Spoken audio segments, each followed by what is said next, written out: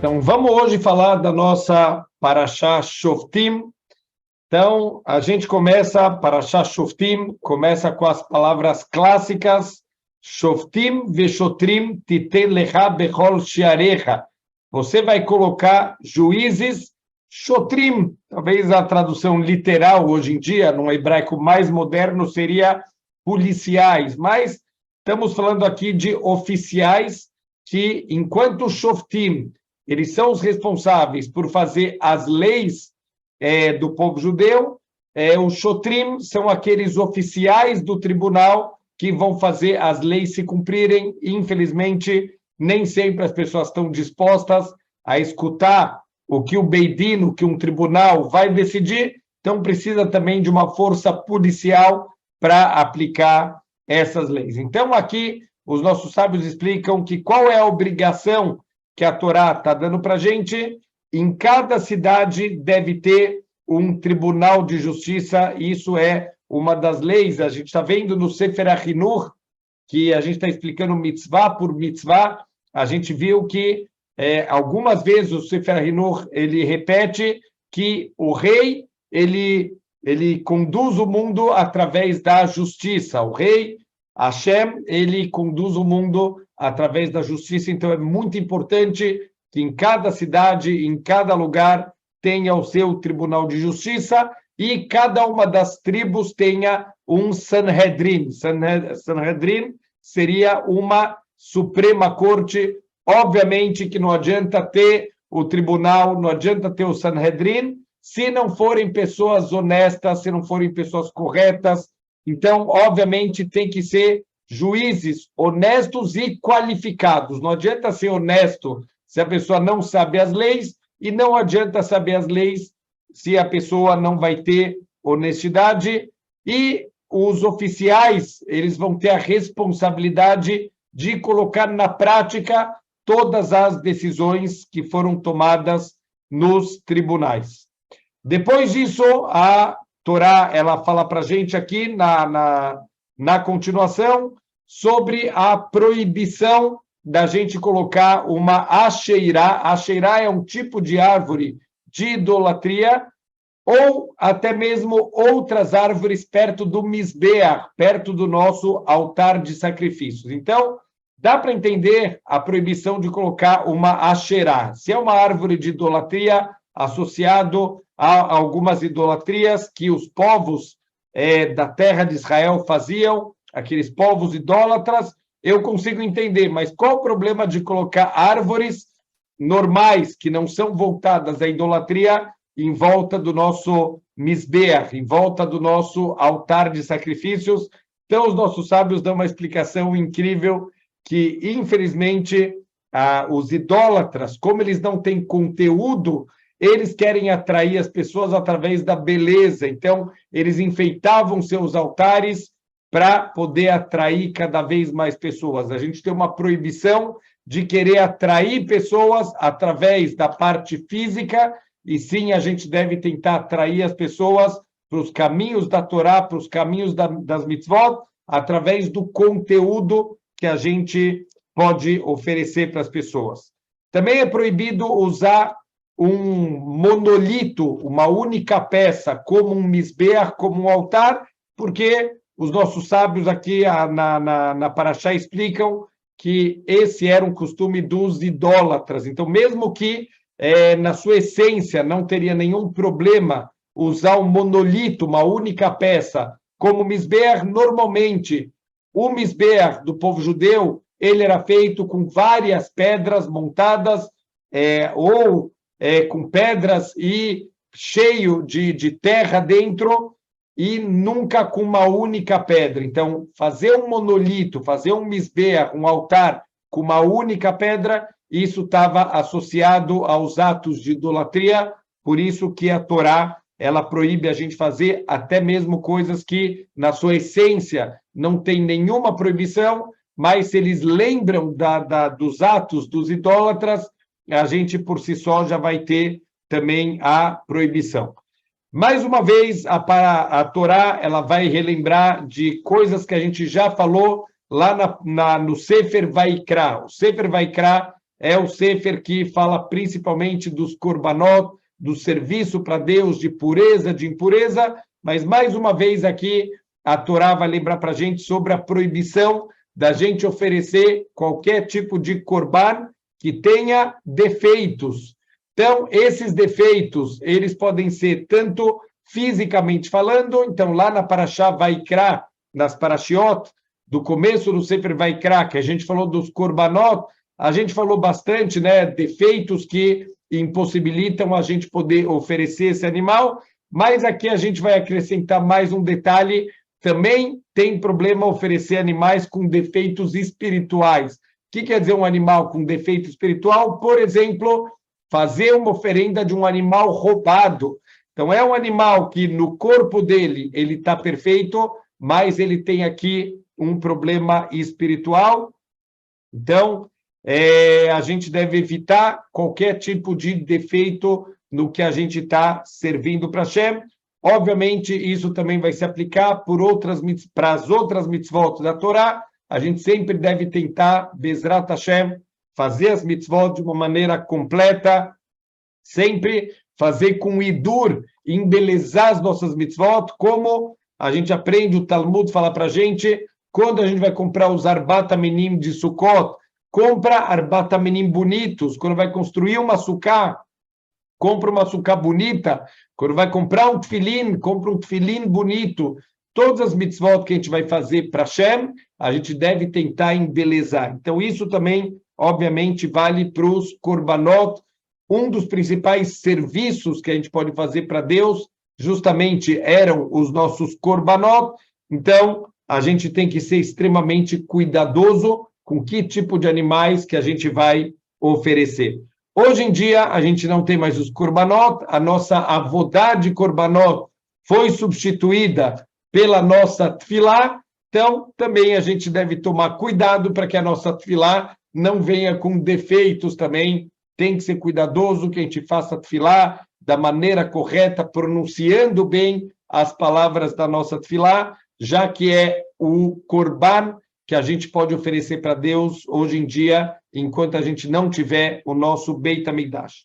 Depois disso, também, a Torá, ela volta a ressaltar, aqui é interessante, a Parashá Shoftim, ela vai trazer muitas mitzvot, então, às vezes, cada passuk, ele é uma mitzvah por si só, e a Parashá da semana que vem, Parashá Kitetse, mais ainda, vão ser dezenas de novas mitzvot, que muitas ainda não tinham sido ensinadas, algumas elas são repetidas, tem motivos para repetições de cada uma aqui das mitzvot, mas aqui a gente vê uma mitzvah atrás da outra. Então aqui a gente vai trazer quais são os castigos de uma pessoa que ela vai pelo caminho das idolatrias, Deus nos livre, que acaba se afastando, tudo isso é interessante, olha só, está tudo encavalado, uma coisa vai puxando outra. A pessoa que coloca aquelas árvores para enfeitar o seu altar de sacrifícios, quer dizer que está atraindo as pessoas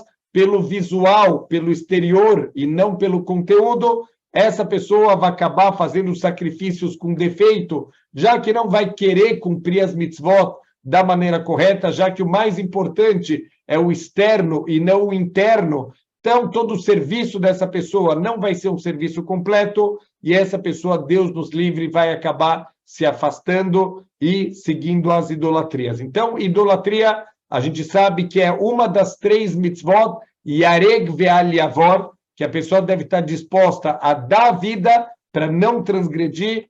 Se alguém fala, ou você se curva para uma idolatria, ou a gente te mata, a pessoa tem que estar disposta a morrer santificando o nome de Deus, Al-Kiddush Hashem, ele não deve se curvar de maneira nenhuma para uma idolatria e nem parecer que está se curvando. Tem uma famosa história no Tratado de Gittin, que a gente costuma contar essa história quando a gente está no dia de Tisha B'Av, é uma das partes do Talmud que é permitido, mesmo em Tisha B'Av, a gente estudar, porque fala das tragédias que aconteceram na destruição do nosso Beis Hamikdash, mas é interessante uma história de uma mulher com 7 filhos, 7 crianças, que o imperador quer que essas crianças se curvem para a idolatria, e as crianças vão falando versículos da Torá e preferem entregar a vida e não se curvar para a idolatria. Quando chega a vez de uma criancinha pequenininha,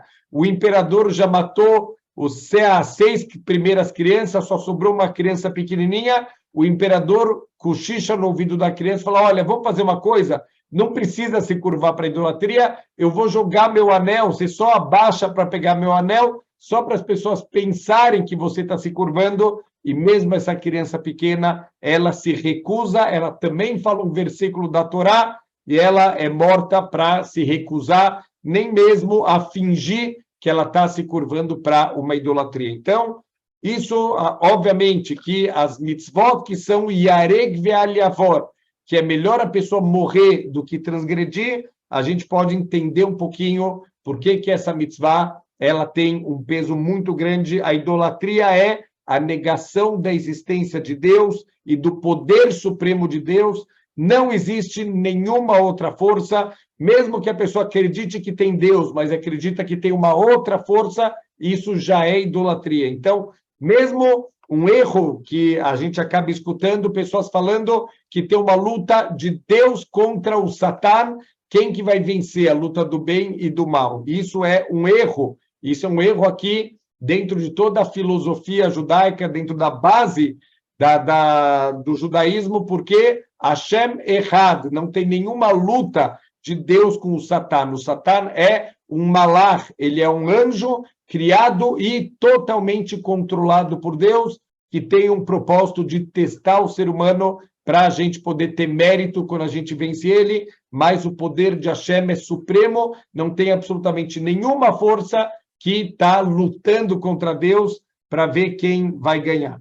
A pessoa que faz idolatria, ela vai ser morta por apedrejamento, que é a morte mais dura das 4 penas de morte que são aplicadas pela Torá, mas obviamente que para a gente aplicar essa pena de morte, tem que ter essa pessoa tem que ter sido advertida que o ato que ele vai fazer de idolatria, isso é proibido pela Torá e é punível com pena de morte, e precisa de 2 edim, 2 testemunhas que viram a pessoa se curvando ou fazendo qualquer serviço proibido para fazer para as idolatrias.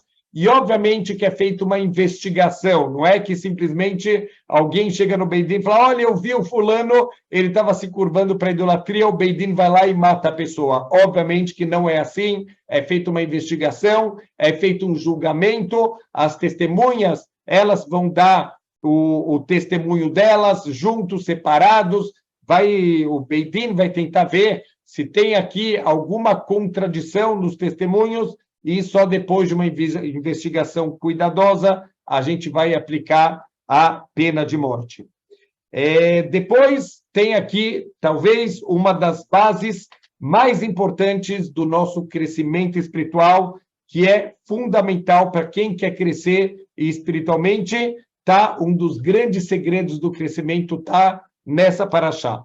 Assim está escrito que Ipale mimcha davar la mishpat, ben dam ledam, ben din ledin. Quando surgir qualquer questionamento, qualquer dúvida, qualquer coisa que a gente precise de um julgamento, então, o que a gente deve fazer? Você vai subir para o lugar que Deus vai escolher, lá para Jerusalém.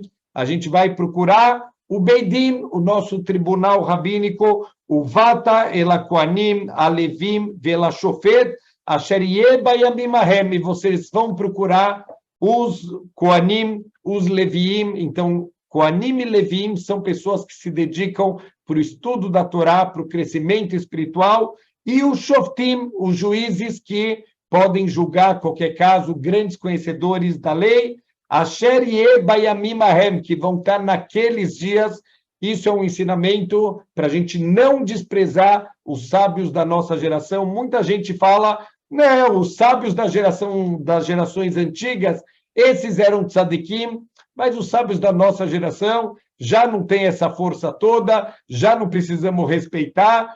É interessante, olha que história. Eu fui uma vez lá no Kotel, em Israel, no dia que estava tendo o Birkat Kohanim de Hol HaMoed, se eu não me engano, era em Pessah. Então, em Pessah, no segundo dia de Hol HaMoed, da festa de Pessah, tem uma, entre aspas, uma cerimônia, milhares de pessoas vão lá no Kotel, milhares de Koanim, eles fazem a reza lá, eles dão o Birkat Koanim, a mitzvah da Torá dos Koanim abençoarem o povo, está lotado, é uma experiência incrível. E a gente tem uma proibição de quando a gente está lá diante dos Koanim fazendo Birkat Torá, a gente não pode olhar para eles. Então, eu escutei uma pessoa do lado falando em inglês, duas pessoas conversando em inglês, estava lá começando o Birkat Koanim e uma pessoa estava filmando. Então, um vira para o outro e fala assim, não pode filmar, a gente não pode ficar olhando enquanto os Koanim estão dando a brachá. E o homem virou e falou assim, não, isso era antigamente, quando os Koanim eram pessoas importantes e sérias. Hoje em dia não tem problema nenhum. Os Koanim de hoje em dia, eles não têm santidade nenhuma. Deus nos livre, a Torá está ressaltando para a gente.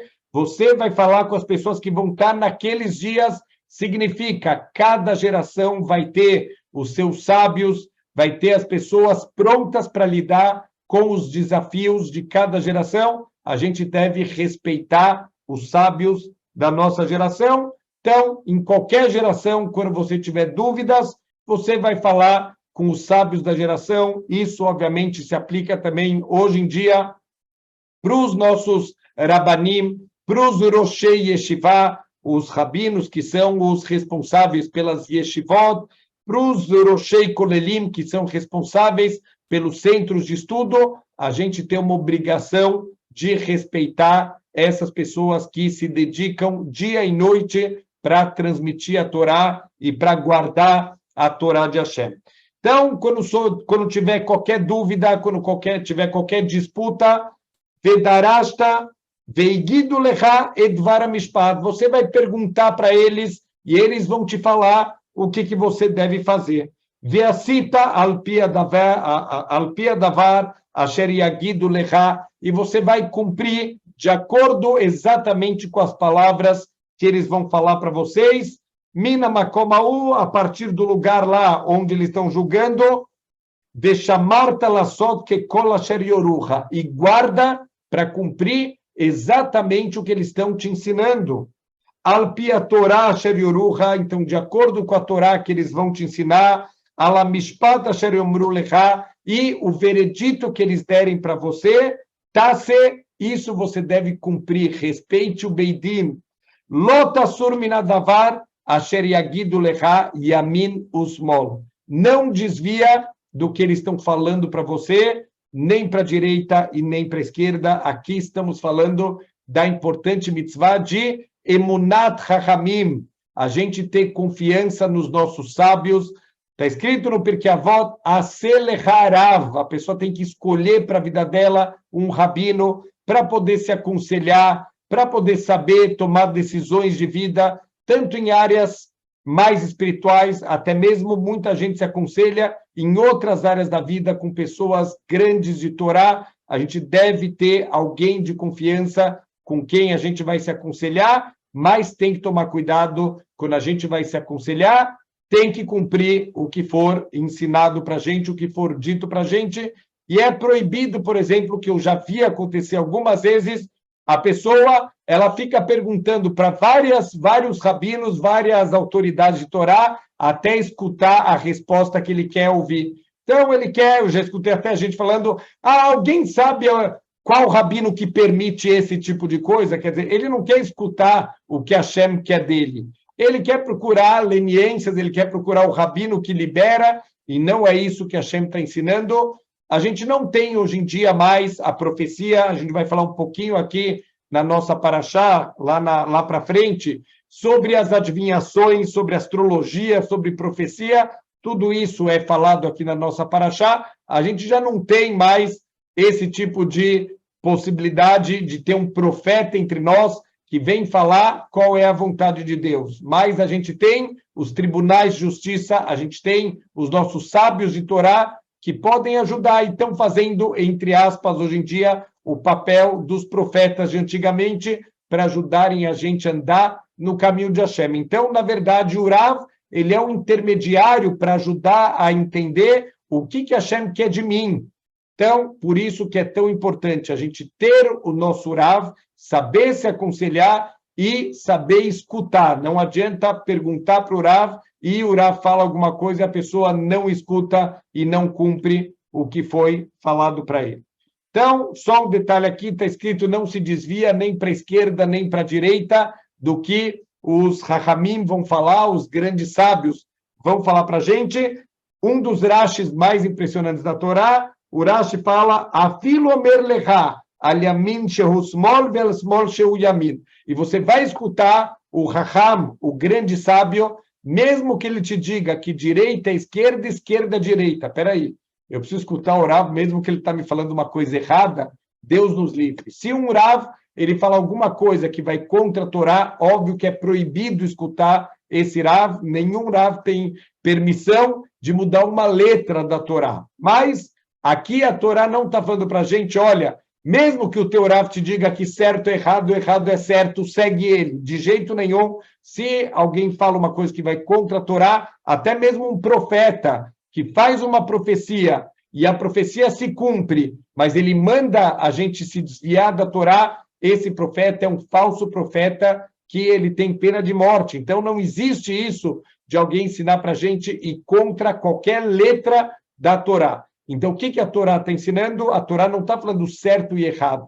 A Torá está falando direita e esquerda. Certo e errado é absoluto, mas direita e esquerda é relativa. Às vezes, parece que teu Rav está falando ao contrário da lógica normal. Então, às vezes ele fala que direita e você achou que era esquerda, esquerda você achou que era direita, pode ser que você está indo na direção errada.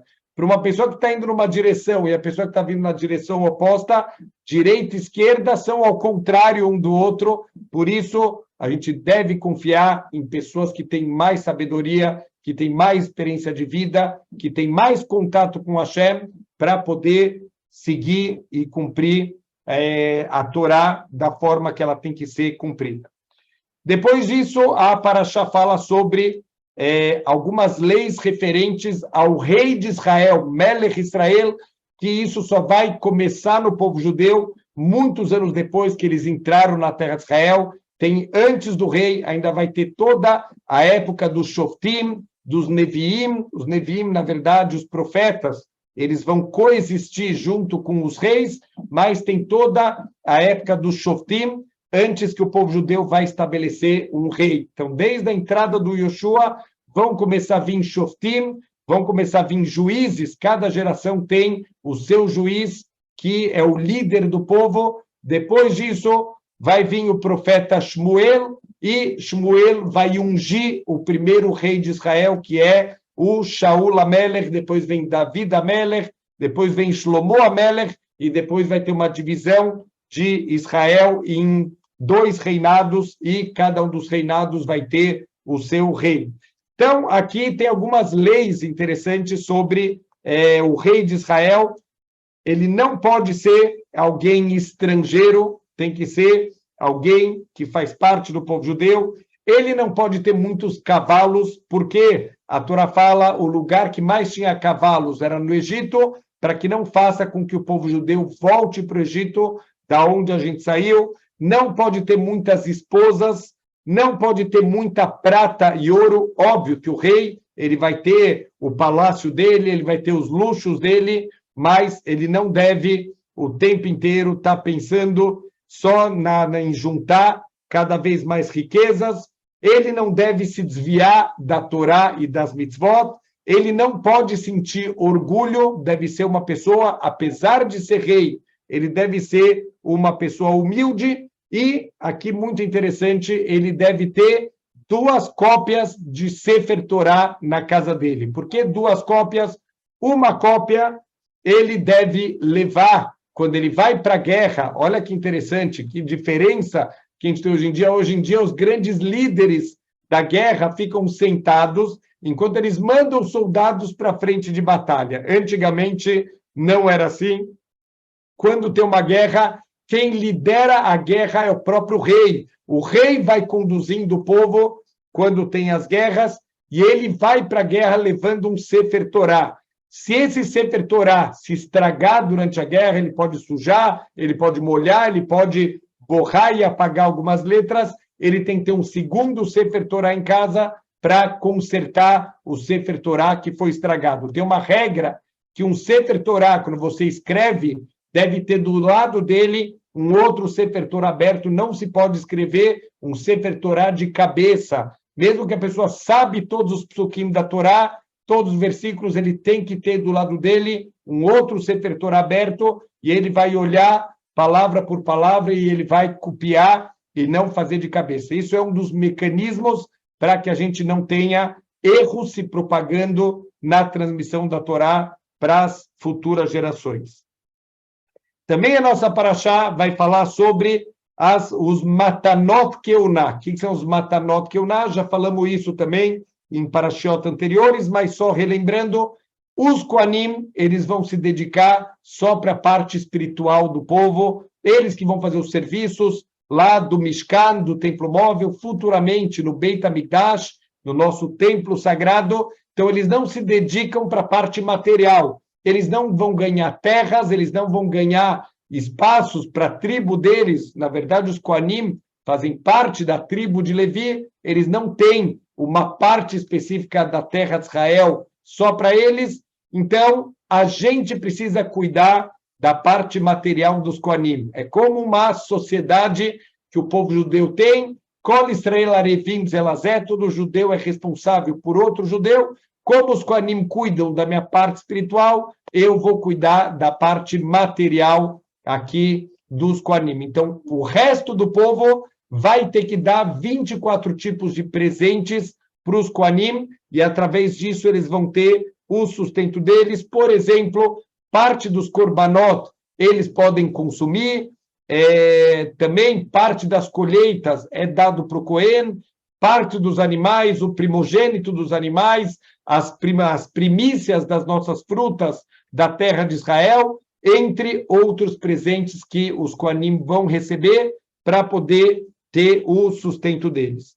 Depois disso, a Paraxá fala sobre a grande proibição que a gente tem de tentar adivinhar o futuro, de mexer com astrologia. A verdade é que tem uma lista aqui na nossa Paraxá de 9 formas de adivinhação, de querer saber o futuro. É normal o ser humano querer saber o que vai acontecer, mas é proibido, porque a Torá fala Tamim tiu im Hashem Elokehem, sejam íntegros com Hashem, confia em Hashem, tenham emuná que Hashem, tudo que ele faz é para o melhor. Então, tem 9 tipos aqui de formas de adivinhação: astrologia, adivinhação, encantamento de animais, falar com os mortos, né, de necromancia, bruxaria, um necromante, tem 2 coisas diferentes, necromante e falar com os mortos, procurar as almas, entrar em contato com as almas, ou falar com o corpo de uma pessoa falecida, e passar o filho no fogo, também era uma maneira de adivinhação. Então, é o normal da natureza do ser humano querer procurar essas coisas, mas isso vai contra a nossa emuná. Confia em Hashem, ele está fazendo o melhor para a gente não deve procurar nenhum tipo de adivinhação, de querer saber o futuro. Então, tudo isso que tem hoje em dia, de búzios, de cartas, de bruxaria, de centro espírita, tudo isso é proibidíssimo para a gente, é uma demonstração de falta de emuná no Criador do mundo.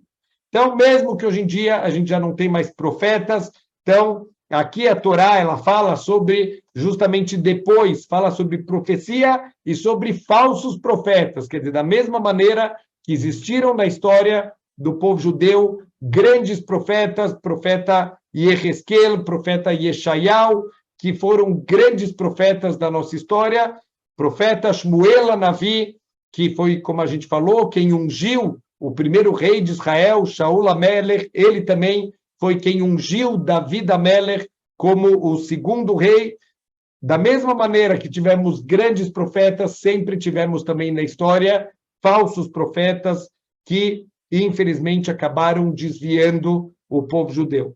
Então, é interessante que a profecia ela só acontece dentro da terra de Israel, e mesmo o profeta Yehezkel, que também profetizou um pouco fora, ele começou, as profecias dele começaram dentro de Israel, porque profecia depende muito da santidade, da elevação espiritual, e isso tem que estar conectado com a santidade que tem a terra de Israel, e profetas podem receber pena de morte em 3 situações diferentes. Se um profeta ele vir falar palavras que ele não escutou de Deus, e ele falar isso em nome de Deus, então profecias que não vão se cumprir, obviamente, porque isso não veio da boca de Deus, ou se ele pega para ele uma profecia de outro profeta, como se ele escutou de Deus uma profecia que, na verdade, ele escutou da boca de outro profeta, e uma terceira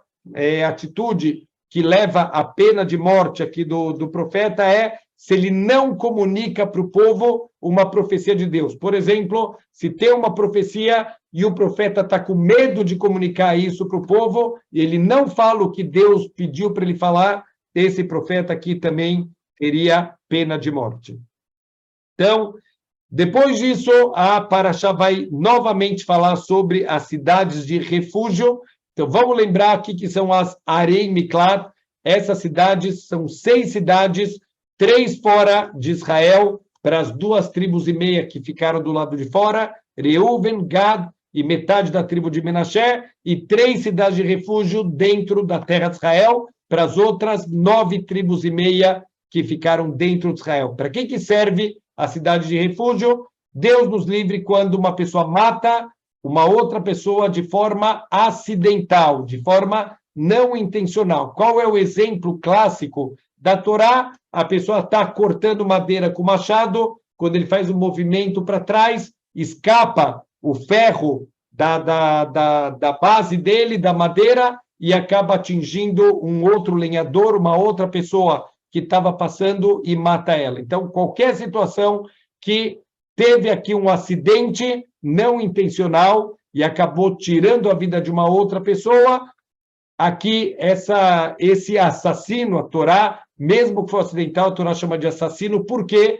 teve algum nível de negligência, a gente teve aqui nesse caso, tinha que ter checado, você está usando um machado, você precisa saber a responsabilidade de usar um machado, que pode acontecer de escapar da tua mão, de escapar o ferro, escapar do cabo, tem que saber que pode acontecer de alguém passar atrás, então tem que tomar todo o cuidado para não machucar outras pessoas. Isso vale também hoje em dia, alguém que está dirigindo um carro, ele tem que saber que um carro de 1 tonelada a 80 km por hora, o impacto numa pessoa é, na maioria das vezes, mortal. Então, tem que tomar muito cuidado. Obviamente, situações que estão completamente fora, eu estou fazendo tudo certinho e acontece uma situação que não tinha nem como prever e nem como evitar, uma força maior.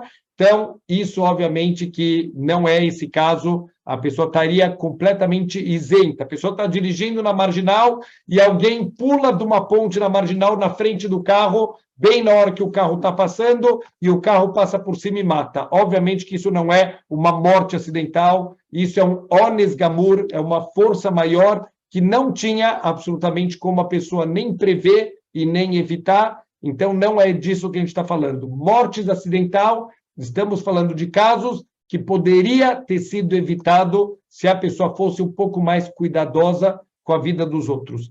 Ele precisa correr para uma dessas 6 cidades de refúgio. Então, tem algumas regras quando foi construído a cidade de refúgio. Essas cidades têm que ter os caminhos completamente liberados para a pessoa correr o mais rápido possível, tem que estar muito bem sinalizados para a pessoa ela poder chegar o mais rápido possível. Elas devem ser muito bem cuidados os caminhos, não pode estar caminhos esburacados, onde a pessoa está indo com uma carroça, vai quebrar a roda da carroça. Por que essa pessoa tem que correr tanto enquanto ela está fora da cidade de refúgio? Por que esse nome, cidade de refúgio? Porque os parentes da pessoa que foi morta de forma acidental, eles estão tão bravos, o sangue deles está fervendo tanto que eles têm vontade de matar esse assassino acidental. o único lugar onde ele é intocável, ninguém pode mexer nele, que é o que os meus alunos da escola falaram que é o PIX, é onde a pessoa está protegida, é dentro das cidades de refúgio, lá os parentes não podem fazer nada. Então, os parentes são chamados de Goel Hadam, os vingadores de sangue, que poderiam matar esse assassino se ele pisar para fora da cidade de refúgio. A cidade de refúgio, na verdade, essas 6 cidades são 6 cidades onde moram os Leviim. Os Leviim têm direito a 48 cidades na terra de Israel, espalhado em toda a terra de Israel. Então, eles vivem entre todas as tribos e 42 são cidades normais e 6 são as cidades de refúgio. Quem vive lá? Os Leviim, pessoas elevadas, pessoas que estudam Torá, se dedicam para o crescimento. Esse assassino acidental vai viver entre os Leviim e vai sair de lá uma pessoa mais elevada. Ele tem algum conserto, se ele tirou a vida de alguém por causa de algum descaso com a vida alheia, sinal que ele está precisando de uma elevação espiritual e ele vai ficar lá até a morte do Cohen Gadol.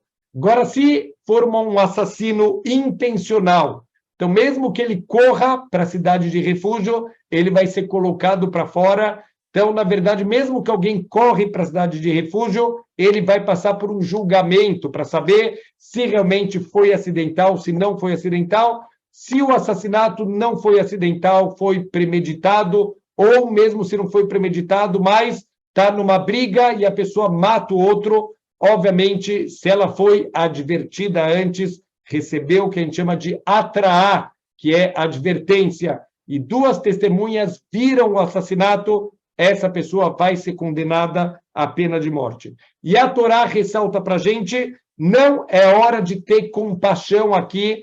Um assassino, ele deve receber pena de morte. A gente falou sobre idolatria, que é uma mitzvah yareg ve'al yavor. É melhor morrer e não transgredir. Assassinato é outra mitzvah, yareg ve'al yavor, que é melhor a pessoa morrer e não tirar a vida do outro. Então, se alguém vira para uma pessoa e fala, ou você mata o fulano, ou eu te mato, a pessoa deve entregar a sua vida e não tirar a vida de uma outra pessoa. Então, às vezes, o que pode acontecer? Que a gente vai pensar o seguinte, vamos começar com alguns tipos de ideia de compaixão fora de hora. Não, olha, uma alma já morreu, a gente vai matar mais uma pessoa, é uma pena, o assassinato já aconteceu, paciência, de jeito nenhum, não pode ter misericórdia aqui, tem que ser um exemplo para as pessoas, para que não tenham mais assassinatos, vai manter um assassino solto nas ruas e vai ser um péssimo exemplo de justiça, pessoas vão ver que eu posso matar e não vai acontecer nada, então essa punição tem que ser exemplar, a gente não pode ter misericórdia. Uma outra ideia é, olha, ele matou, é verdade, ele fez uma coisa errada, mas ele matou por uma certa causa, e eu sou simpatizante dessa causa, então eu não vou matar ele. Isso também está errado, não importa a causa, se ele é um assassino, ele deve morrer, ou se o assassino é alguém importante, é alguém poderoso, talvez vão ficar com dó de matar alguém tão importante, alguém tão influente, não é para ter dó, a gente precisa aplicar a justiça para tirar o mal do meio do povo judeu. Se vai continuar um assassino, se vai continuar pessoas que fazem erros gravíssimos e não acontece nada com elas, isso tira das pessoas o senso de justiça, o senso de bondade, vai ter um desvio aqui dentro do povo judeu. Aqui também a Parashá fala sobre guardar os limites das terras, obviamente que é proibido roubar, mas aqui em especial a Torá é muito rigorosa com outro tipo de roubo, que é roubar de maneira silenciosa, remarcando terras. Então, quer dizer, você tem a sua terra, o vizinho tem a terra dele, tem uma demarcação até onde vai a minha terra, até onde vai a terra dele, a pessoa na calada da noite, ele vai lá e dá uma mexida naquele marco que define as terras, para aumentar um pouco a terra dele e diminuir a terra do seu vizinho. Então, é gravíssimo roubar terras em Eretz Israel. Depois disso, a Torá fala sobre o sistema de testemunhas da Torá. Então, a Torá ela é 100% baseada no sistema de duas testemunhas. Uma testemunha não adianta, precisa ter duas testemunhas de acordo com a Torá. Um dos motivos é que duas testemunhas, elas podem fazer o relato delas de maneira separada e dessa maneira a gente vai poder tentar encontrar se tem algum tipo de contradição. Infelizmente, não foram poucos casos na história de falsas testemunhas, pessoas que querem prejudicar o seu companheiro e falam mentira, então vão fazer um plano, ensinam duas testemunhas a falar mentira no Beit Din, então é mitzvah do Beit Din de investigar, de checar as testemunhas para Bezrat Hashem que não seja feito absolutamente nenhuma injustiça dentro do povo judeu. Aconteceu uma vez, na época do Gaon Mivilna, teve um caso de um vizinho que queria casar com a esposa do seu vizinho. Então, o homem estava desejando a esposa do próximo, já está transgredindo o 10º mandamento da Torá, o de não cobiçar, e, para piorar, ele sabia que, enquanto ela estiver casada, ele não tem chance nenhuma de casar com ela, então ele contrata duas falsas testemunhas para irem no Beit Din testemunhar que eles viram essa mulher cometendo adultério.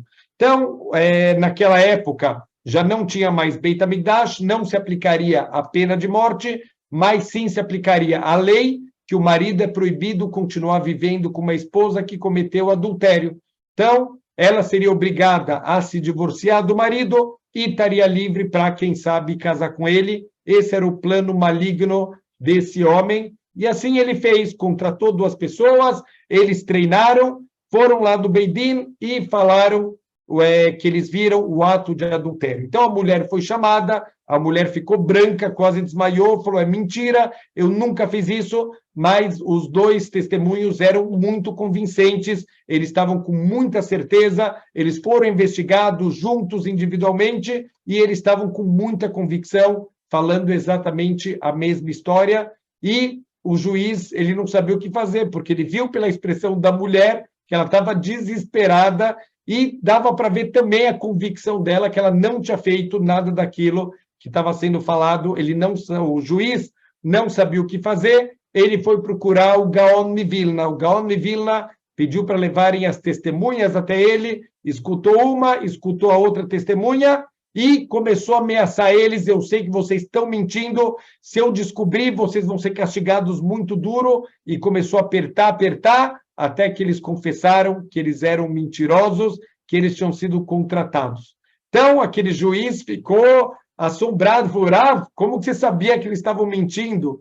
Então, o Gaon Mivilna falou, eu tenho uma transmissão dos meus antepassados que, quando duas pessoas contam a mesma história, então, isso pode ser verdade, mas quando duas pessoas fazem o mesmo relato, com as mesmas palavras, é sinal que é uma mentira. Eles ensaiaram para vir falar no Beit Din. Então, falou, esses dois aqui, eu escutei um, depois escutei o outro, eu percebi que eles não estavam contando simplesmente a mesma história, eles estavam usando as mesmas palavras, sinal que eles estão falando uma mentira. Então, a gente aqui deve ter essa sabedoria, o Beit Din tem que ter essa sabedoria de saber como investigar se as testemunhas estão falando a verdade ou não. A gente não pode usar nenhum tipo de prova circunstancial. Uma pessoa, olha o exemplo que a Guemará dá. Uma pessoa, a gente vê uma pessoa correndo atrás da outra num beco sem saída, com uma faca na mão.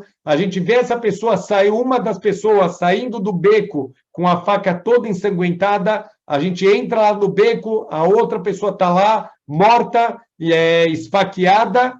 Mesmo assim, isso não serve para condenar a pessoa por assassinato. Se não tiveram duas testemunhas oculares, a gente não pode aplicar absolutamente nenhuma condenação, e a mesma coisa se aplicaria até mesmo hoje em dia, se tem gravações de uma câmera. Por quê? Porque gravações de uma câmera, a gente sabe, podem ser editadas, podem ser mexidas. Então, tinha até um filme famoso chamado Sol Nascente, que era todo baseado num assassinato, e uma pessoa foi presa por assassinato, e no final das contas descobrem que a imagem foi editada e foi inserido o rosto daquela pessoa no lugar do assassino verdadeiro, só para criar uma guerra entre dois países. Então, a gente vai se basear em duas testemunhas oculares e nenhuma outra prova circunstancial. Depois disso, a Parashá vai entrar no conceito de preparações para as guerras. Então, Moshe, ele está já no finalzinho dos discursos dele. A gente falou que todos os discursos dele levaram 5 semanas, quer dizer, já estamos algumas semanas vendo os discursos de Moshe Rabbeinu, os discursos finais. Ele quer dar um encorajamento para o povo judeu: não tenham medo de lutar com os habitantes da terra de Israel, mesmo que eles vão ser mais numerosos, mesmo que eles vão ser maiores, mesmo que eles pareçam mais fortes, a guerra é de Hashem. Toda vitória, na verdade, é de Hashem. Então, não tenham medo, não se apavorem, porque Hashem que vai fazer vocês ganharem. Na verdade, existia inclusive um Cohen HaMashuach LaMilchama, um Cohen ungido de guerra. Então, um Cohen, ele era como Cohen Gadol, que ele era ungido, que vertiam na cabeça dele Shemen HaMishcha, o óleo de unção. Também o Cohen de guerra, ele era um Cohen ungido, e a função oficial dele, ele vai falar com o exército e ele vai tentar reforçar a emuná dos combatentes que estão indo para a guerra. Então, a gente tem que saber que o medo é algo natural. Alguém que vai para a guerra, essa pessoa naturalmente vai sentir um frio na barriga, vai sentir um pouco de medo, mas tem um medo que é aceitável e tem um medo que não é aceitável, que já é uma demonstração de falta de emuná. Então, pessoas que têm medo, eles não podem ir para a guerra. Então, próximo assunto são sobre dispensas, pessoas que são dispensadas de ir para a guerra. Existem 4 motivos para uma pessoa ser dispensada de ir para a guerra. Alguém que construiu uma casa nova e não inaugurou, alguém que plantou o vinhedo e ainda não redimiu o vinhedo, ainda não pode consumir do seu vinhedo, alguém que noivou, mas ainda não consumou o casamento, ainda não se casou, e uma pessoa que está com medo. Então, só um detalhe aqui interessante que os nossos sábios explicam, que os 3 primeiros motivos, na verdade, são para encobrir o 4º motivo. É uma vergonha, imagina se tivesse só o motivo do medo, falassem: olha, todo mundo que está com medo, levanta e volta para casa. Óbvio que a pessoa vai passar uma vergonha pública, vai ser o covarde, todo mundo vai olhar o cara como um covarde, mas agora, como tem 3 outros motivos, quando alguém se levanta para ir embora da guerra, ninguém sabe, talvez ele está construindo uma casa nova, talvez ele ficou noivo, talvez ele plantou um vinhedo e ainda não redimiu o vinhedo dele. Então, essa pessoa, ela não vai passar vergonha. Olha o cuidado da Torá para que a gente não envergonhe publicamente as outras pessoas. Então, essa pessoa, obviamente, precisa ter testemunhas que vão falar com os oficiais, testemunhas se ele está construindo uma casa, testemunhas que ele está noivo, testemunhas que ele noivou, que ele plantou o vinhedo e ainda não redimiu, e eles eram dispensados. Não é que eles voltavam para casa, mas eles vão fazer outros tipos de trabalhos administrativos, mas eles não vão para frente de batalha. Então, o Rambam fala que não é aconselhável a pessoa com medo voltar para casa. É uma obrigação, porque uma pessoa com medo, ele contamina, ele contagia também as outras pessoas e ele vai causar aqui um problema para o exército. Então, se está com medo, vai para casa. Normalmente, quem estava com medo, pessoas que fizeram transgressões, que eles têm medo de serem castigados por Deus pelas transgressões que eles fizeram. Então, realmente, uma pessoa que tem transgressões nas costas, talvez não vai merecer milagres de proteção de Deus. Essa pessoa era melhor ele não ir para frente de batalha. Em geral, quem vai para as guerras de conquista de Israel? Só os maiores tzadikim, só as pessoas com uma conduta exemplar, que não faziam nem mesmo transgressões pequenas. Esses eram os combatentes. E se a gente lê a história no livro dos Neviim, então, por exemplo, no Sefer Yoshua, que fala das conquistas de Israel, eram milagres abertos, eles iam para a guerra e todos voltavam vivos. Eram coisas incríveis que aconteciam pelo mérito de serem grandes tzadikim. Também a Parashá fala para a gente da abertura para a paz. Antes de começar uma guerra, é dado a possibilidade do outro povo se render e não ter a guerra. Se o outro povo ele aceita a paz, eles vão pagar taxas, eles terão que servir o povo judeu e terão que cumprir as 7 mitzvot de Bnei Noach, mas eles não eram atacados, eles não eram destruídos, e se eles não aceitassem, então o ataque acontecia. Daqui a gente vê que primeiro a gente dá uma abertura de paz antes de começar uma guerra. Tem só aqui uma machloket, uma discussão, se isso valia para qualquer tipo de guerra ou só para o que a gente chama de Milchemet Reshut, que não está associado com as guerras de conquista de Israel. As guerras de conquista de Israel são chamadas de Milchemet Mitzvah. Aqui é mitzvah fazer guerra, então tem uma opinião que nessas guerras não existe oferecer paz, e tem uma outra opinião que fala que mesmo nas guerras de conquista também poderia ser oferecido a paz antes do ataque. Depois disso, também associado com a guerra, tem a proibição de Bal Tashrit. Então, olha que incrível, mesmo no meio de uma guerra, mesmo no meio de uma destruição, a gente deve ter o cuidado com os nossos traços de caráter. É proibido destruir, no cerco de uma cidade, é proibido destruir as árvores frutíferas. Mesmo se eu preciso de madeira para a guerra, então, que a gente derrube árvores não frutíferas, mas não pode derrubar árvores frutíferas. Olha que incrível, com tanta coisa para se preocupar no meio de uma guerra, o povo judeu também tem que se comportar de uma maneira moral. A gente tem que se preocupar com o nosso comportamento ético e moral, mesmo no meio de uma guerra. Então, isso é uma exigência da Torá, de mesmo nos maiores testes, mesmo nas maiores dificuldades, a gente não pode deixar de ser mensch, de ser humano. A gente não pode deixar de ter um comportamento mínimo de ética e de um comportamento de retidão, porque é isso que Deus exige da gente. E só para terminar, o último assunto é o caso de um assassinato não solucionado, um corpo que aparece no meio de várias cidades, não se sabe quem assassinou essa pessoa, é feito toda uma cerimônia e a cidade mais próxima vai ter que enviar seus sábios para matar uma bezerra e fazer uma cerimônia dizendo não foi nossas mãos que derramaram esse sangue. O que isso quer dizer? Ninguém está suspeitando dos maiores tzadikim da cidade, mas eles estão garantindo que essa pessoa não foi embora da cidade sem ter recebido atenção, sem ter recebido comida, sem ter recebido orientação de como viajar. Por quê? Porque se tivesse deixado de oferecer comida, de oferecer hospedaria, de oferecer orientação de como a pessoa ela deveria viajar, eles sim seriam considerados como responsáveis pelo assassinato. A gente tem que se preocupar com as outras pessoas, fazer bondade, olhar cada pessoa como se fosse o nosso irmão e fazer tudo o que a gente pode para ajudar o próximo,